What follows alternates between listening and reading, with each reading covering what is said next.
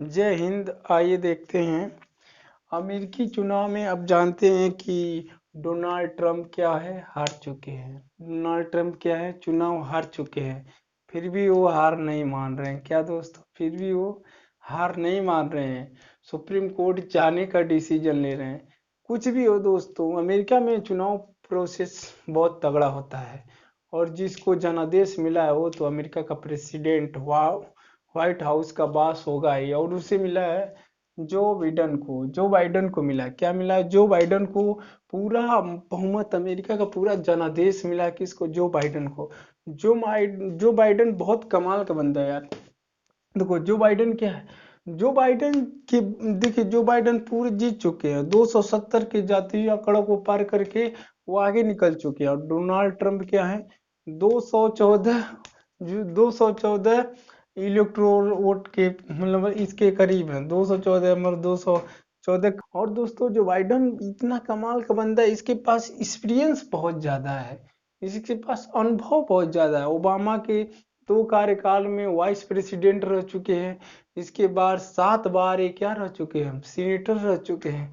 तो इनके पास बहुत लंबा अनुभव है। और देखिए कमाल का बंदा, इसके बचपन में जो बाइडन जो थे, इनको बचपन में लोग ये हकाते थे। तो बचपन में जो बच्चे थे ना, मजाक उड़ाते थे इनका, क्या मजाक उड़ाते थे, मतलब ये बोल नहीं पाते थे। और वही वही बंदा आज पूरी सुपर पावर का प्रेसिडेंट बना हुआ है। देखिए ये सबसे मतलब ये तो बचपन वाली कहानी अब जान ही गए हैं। ये देखिए ये अमेरिका के सबसे मतलब बहुत ताकतवर ये क्या है, पॉलिटिशियन है और लायर भी है। पॉलिटिशियन और क्या है, लायर। अमेरिका के बहुत ही पॉपुलर पॉलिटिशियन है और लायर भी है। और देखिए डेमोक्रेटिक पार्टी के हैं। क्या डेमोक्रेटिक पार्टी के हैं? डेमोक्रेटिक पार्टी क्या होती है? डेमोक्रेटिक पार्टी ये होती है, डेमोक्रेटिक पार्टी और एक रिपब्लिकन पार्टी। डोनाल्ड ट्रंप जिस पार्टी से थे वो डोनाल्ड ट्रंप जिस पार्टी से थे वो क्या था, रिपब्लिकन पार्टी था। और जो बाइडेन जिस पार्टी से थे वो क्या, डेमोक्रेटिक पार्टी है। तो देखेंगे भारत का अभी तक जो झुकाव रहा है वो डेमोक्रेटिक पार्टी की तरफ रहा था।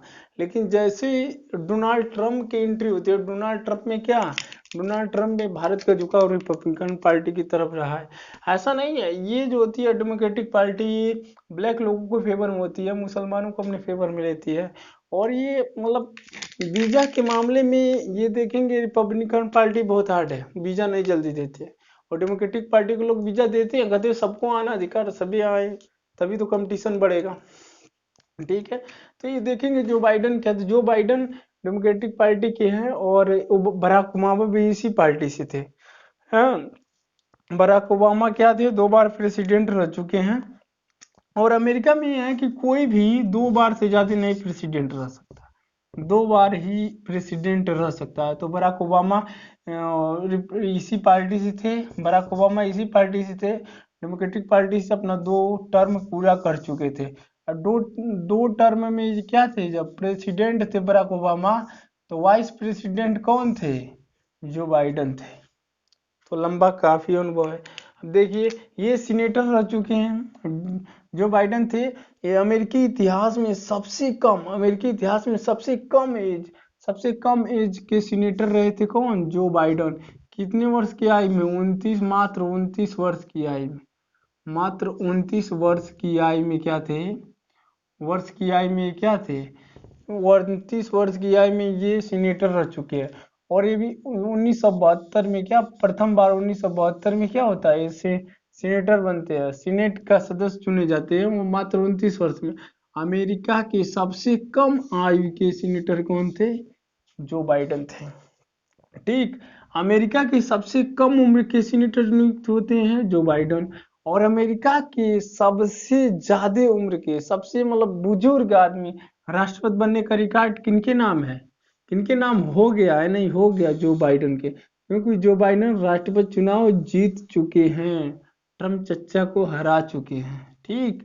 और जनादेश तो देखिए रिकॉर्ड इनके कितना नाम है, 7 करोड़ वोट से भी आगे जा रहे हैं, अभी गिनती चालू है।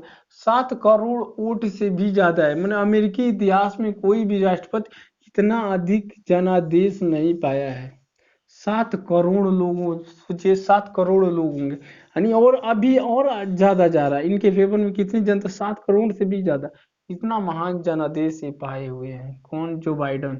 और जो बाइडन देखिए जो बाइडन जो है, डोनाल्ड ट्रंप इनसे पीछे हैं, बराक ओबामा भी इनसे पीछे थे, इतना वोट कोई नहीं पाया था। ठीक, अब देखिए ये क्या है, 1988 और 1900, मतलब 1988 में और 2008 में, ये 2 बार प्रेसिडेंट पद के लिए क्या करते हैं, नॉमिनेट होते हैं, हम लोग नाम देते हैं अपनी पार्टी में, क्योंकि उसमें इलेक्शन प्रक्रिया अमेरिका में बहुत ही जबरदस्त है। कोई भी डेमोक्रेटिक पार्टी के उम्मीदवार, मान लीजिए 1988 से और 2008 में 2 बार नॉमिनेट होते हैं। तो ये होते हैं इसमें, ये देखिए 2008 में क्या थे, बराक ओबामा थे और ये भी उठे थे। तो इसमें पार्टी में डेमोक्रेटिक पार्टी की ही सदस्य किसी चौराहे पर, किसी पार्टी में, या किसी तरह उसी हाथ खड़ा करके या अपने पार्टी के मेंबर को चुन लेते हैं कि कौन पार्टी के लिए अच्छा है। तो इसका भी चुनाव होता है, इसका भी चुनाव होता है, तो इसमें जो अच्छा रहता है उसको चुनते हैं। अभी देखें क्या इसमें, इस चुनाव में क्या थे, दोनों बार 1988 से 2008, मतलब 1988 में भी और 2008 में भी, दोनों बार प्रेसिडेंट पद के लिए क्या थे, अपना भाग्य आजमाए थे, लेकिन दोनों बार क्या इनको करारी हार मिल गई। क्या मिली, हार मिली, यानी प्रेसिडेंट पद के लिए सेलेक्ट हुए ही नहीं, मतलब 2 बार कोशिश की इन्होंने, दोनों बार क्या मिली, असफलता मिली। और जब 2008 में इनको प्रेसिडेंट पद के लिए असफलता मिली, तो उसमें कौन थे, इनकी पार्टी से 2 लोग थे, कौन थे, बराक ओबामा थे और ये थे जो बाइडन थे। तो क्या थे, बराक ओबामा, क्या उनको जीत मिली, यानी पार्टी इनको राष्ट्रपति पद के लिए लड़ने के लिए मतलब चुन लिया था, इनको क्या किया, इनको हार मिल गई थी। तो इस बार क्या हुआ, तो 2008 में चुनाव होता है, जैसे मान लीजिए इस बार 2020 में चुनाव हो रहा है, तो रिजल्ट 2021 में आएगा, यानी जो बाइडन 2021 अपना कार्यभार जनवरी संभालेंगे, वैसे बराक ओबामा 2009 से अपना कार्यभार संभाले।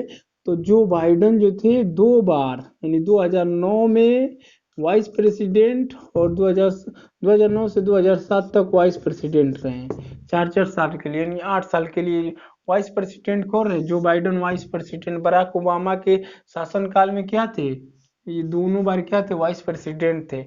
अब देखिए बराक ओबामा 2 शासनकाल तो अपना पूरा करके चले गए, और अमेरिकी इतिहास में, अमेरिकी प्रेसिडेंट पद, अमेरिकी इतिहास में ये है कि देखिए कोई भी, मतलब उसके संविधान में मेंटेन कर दिया गया, 25वां संशोधन में मेंशन कर दिया गया था जो अमेरिका का था, उसमें ये कह दिया गया कोई भी अमेरिकन प्रेसिडेंट 2 बार से अधिक नहीं रह सकता।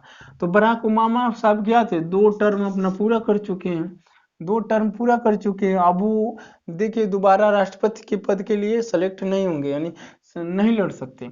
अब ये जो बाइडन है, ये क्या है, जो बाइडन तो लड़ ही सकते हैं, लेकिन बहुत ही देखने वाली बात है कि जो बराक ओबामा साहब थे, इनकी उम्र मात्र 55 से 56 वर्ष होगी, यानी 55 से 56 वर्ष तक ये क्या किए, 2 टर्म पूरा करके खत्म हो, मतलब 2 टर्म अपना पूरा कर लिए। और ये दोनों उम्मीदवार, रिपब्लिकन पार्टी और डेमोक्रेटिक पार्टी के उम्मीदवार, इस वक्त दोनों की एज क्या है, 70 पार है, 70 क्या है, 70 के पार है, नहीं 70 से अधिक है। देखिए सबसे उम्र ज्यादा जो बाइडेन की उम्र क्या है, 77 साल है, ट्रम्प चचा की क्या थी, 74 वर्ष है। तो ये दोनों क्या है, दोनों क्या है, 70 से पार है, मतलब। अब देखिए वाइस, अब इसमें ये अमेरिकी इतिहास पढ़ेंगे तो इसमें देखेंगे, वाइस अगर मान ली प्रेसिडेंट साहब की किसी आपातकाल वर्ष मृत्यु हो जाती है, ऐसी बीमारी से ग्रसित हो जाते हैं जो दोबारा प्रेसिडेंट को कुर्सी संभाल नहीं सकते, या त्याग पत्र दे देते हैं, मतलब दोबारा नहीं अप्लाई करते हैं, हम दोबारा नहीं राष्ट्रपति बनेंगे, या कोई अकालन मौत हो जाती है, तो वो वाइस प्रेसिडेंट ही क्या बन जाएगा, प्रेसिडेंट बन जाएगा।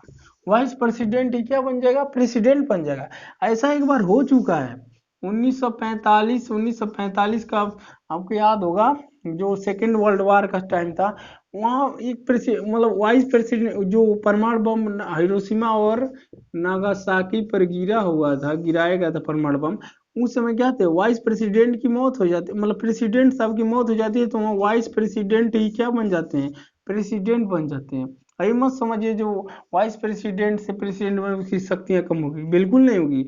और इसके एग्जाम्पल आप देख सकते हैं कि उस समय 1945 में जब हिरोशिमा और नागासाकी पर परमाणु बम गिराया गया था, तो वो वाइस प्रेसिडेंट से, प्रेसिडेंट साहब की मौत हो गई थी, मतलब उनका देहांत हो गया था, तो उस समय वाइस प्रेसिडेंट से तो देखिए वही क्या थे, परमाणु बम क्या गिराकर जापान को तहस नहस कर दिए। तो अभी इस बात को देखिए, और ये अब यहाँ देखिए, ये तो अब देख ही चुके इनके बारे में हैं। अब देखिए ये कहे थे, जो बाइडन साहब कहे थे, अगर हमारी जीत होती है, इन्होंने बोले अगर हमारी जीत होती है तो कमला हैरी को क्या बनाएंगे, उपराष्ट्रपति बनाएंगे। और कमला हैरी जो बाइडन में और कमला हैरी में, दोनों में ये दोनों लोग राष्ट्र अपने पार्टी से लिए राष्ट्रपति का नाम, राष्ट्रपति पद के लिए उम्मीदवारी की थी। लेकिन कमला हैरी शुरुआत में तो 2-3 राज्यों में क्या थी, या लीड कर दी थी, इनसे आगे चल रही थी कमला हैरी। गजब की प्रवक्ता है, मतलब जनता को, ऑडियंस को अपने आप में, मतलब बहुत कम समय में कनेक्ट कर लेती है, अपनी आक्रामकता से अपने एकदम कनेक्ट कर लेती है जनता से। वाद विवाद में बहुत ही माहिर है, बहुत ही प्रखर नेता है। तो ये जो बाइडन को 3 राज्यों में लीड कर दी थी, लेकिन बाद में चल के क्या हुआ, ये आगे हो गए जो बाइडन साहब। तो आगे हो गए तो अपना दिसंबर में ही नाम वापस कर ली थी, ठीक। और यही राष्ट्रपति पद के लिए सिलेक्ट हुई, ठीक। अब वहां से क्या हुआ, कमला हैरिस, ये अगर देखिए अमेरिका में ये चुनाव नहीं होता है, क्या होता है, उपराष्ट्रपति का चुनाव नहीं होता, यानी जनता वोट नहीं करती है उपराष्ट्रपति के लिए। यानी राष्ट्रपति तय कर लेते हैं हमारी पार्टी से कौन उपराष्ट्रपति है, तो पहले तय कर लिए जो बाइडन, हम जीते तो कमला हैरिस क्या होंगी, उपराष्ट्रपति होंगी। हालांकि लोग वोट नहीं दिए, अमेरिकन कोई भी इसके लिए वोट नहीं करेगा कि मतलब ये इनके लिए वोट नहीं पड़ा, वो पड़ा हो तो इसके लिए, लेकिन इसी पार्टी के हैं, तो ये क्या उपराष्ट्रपति बन जाएगी। अमेरिका इतिहास में पहले ये डाउट नहीं था, दोनों का चुनाव होगा, तो ये आकर के अमेरिका बाद में इसका संशोधन हुआ कि, क्योंकि दो पार्टी मान लीजिए, रिपब्लिकन पार्टी की, डेमोक्रेटिक पार्टी की, उपराष्ट्रपति राष्ट्रपति मान लीजिए जो बाइडन हो गई डेमोक्रेटिक पार्टी की, और उपराष्ट्रपति हो गई रिपब्लिकन पार्टी की, और दोनों पार्टी अभी विवाद में है। तो पता चला ये काम कर रहे थे, इसमें टंगा लगा रहे थे, तो काम बढ़िया से हो ही नहीं पाएगा। और किसी भी केंद्र के पास दो शक्तियों का बंटवारा हो जाएगा, तो इसीलिए हमेशा तकरार की स्थिति बनी रहेगी, तो क्या काम कोई बढ़िया हो ही नहीं पाएगा। इसीलिए क्या बना दिया गया, जिस जो भी प्रेसिडेंट रहेगा जिस पार्टी का, उसी पार्टी का क्या रहेगा, उपराष्ट्रपति भी रहेगा। तो इसी उपराष्ट्रपति, अब उपराष्ट्रपति का चुनाव नहीं होगा, क्योंकि इन्होंने पहले से तय कर लिया, तो ये क्या हो जाएंगे, उपराष्ट्रपति हो जाएंगे। अब कमला हैरिस के बारे में देखिए, कमला हैरिस भारतीय मूल की बताई जाती है। क्या भारतीय मूल की हैं, क्योंकि इनकी माँ श्यामला श्यामला गोपालन भारतीय मूल की हैं। ये कहाँ से हैं, तमिलनाडु से हैं। और इनके पिता क्या हैं, डोनाल्ड हैरिस, एक कैरिबियाई देश जमैका के हैं। कैरिबियाई देश कहाँ के हैं, जमैका के हैं। डोनाल्ड हैरिस कहाँ के हैं, कैरिबियाई देश जमैका के हैं। यानी इनके पिता के यहाँ है, जमैका के हैं, माता क्या है, भारत की हैं। तो ये भारतीय मूल की थी हुई ना, अपने आप को वो मतलब इतना नहीं दे, तवज्जो नहीं देती है, इतना इंडिया है, कमला हैरिस इतना तवज्जो नहीं देती है मतलब इंडिया वालों को, लेकिन फिर भी नाम में कमला है तो हम तो कहेंगे कमला भारतीय मूल की हैं। भारतीय मूल की है क्योंकि माँ इनकी भारतीय मूल की हैं। अब इनका देखिए ये भारतीय मूल की, ये देखिए ये 2010 और 2014 में ये कैलिफोर्निया से अटॉर्नी जनरल रह चुकी हैं। क्या, 2010 और 2014 में कमला हैरिस कैलिफोर्निया से अटॉर्नी जनरल रह चुकी है, और ये लॉयर भी है, सरकारी वकील भी है ये, है तो ये बहुत ही प्रवक्ता, बहुत ही प्रखर प्रवक्ता है। आक्रामकता, अपनी आक्रामकता नहीं, प्रचार के दौरान ही की आक्रामकता को देखा गया। और ये देखते बहुत ही कम टाइम में, बहुत ही, जिस रैली में गई, जिस मतलब प्रचार अभियान में गई, बहुत ही कम टाइम में जनता को अपने आप से खुद से कनेक्ट कर लेती है, मतलब खुद से कनेक्ट करने में माहिर है। यानी जनता को बहुत कम समय में अपने आप में क्या करती है, कनेक्ट कर लेती है। भाषण, मतलब भाषण में ऐसे लेके जनता, अगर मतलब विपक्षी पार्टी की जनता है फिर भी इनकी भाषण स्पीच को सुनती है बहुत गौर से। तो कमला हैरिस क्या है, बहुत ही मतलब बहुत ही अच्छी लीडर हैं, और भारतीय मूल की हैं। और ये क्या है, देखिए अफ्रीकन मतलब ब्लैक लोगों को अपने फेवर में, भारतीयों को अपने फेवर में लेने में ये क्या है, बहुत ही अहम भूमिका निभाई है। और जो बाइडन साहब की इतना ज़्यादा वोट से जीतने का मकसद है कमला हैरिस को उपराष्ट्रपति बनाना, क्योंकि कमला हैरिस बनाने से जो मूल भारतीय थे, भारतीय मूल के थे, वो भी खुश हो गए और ब्लैक लोग भी खुश हो गए। ठीक, दोनों को अपने फेवर में लिया। तो देखिए डोनाल्ड ट्रंप साहब की हार निश्चित है और ये जो बाइडेन साहब की जीत निश्चित निश्चित है। अब यही क्या है, व्हाइट हाउस के बास बनने जा रहे हैं जो बाइडेन।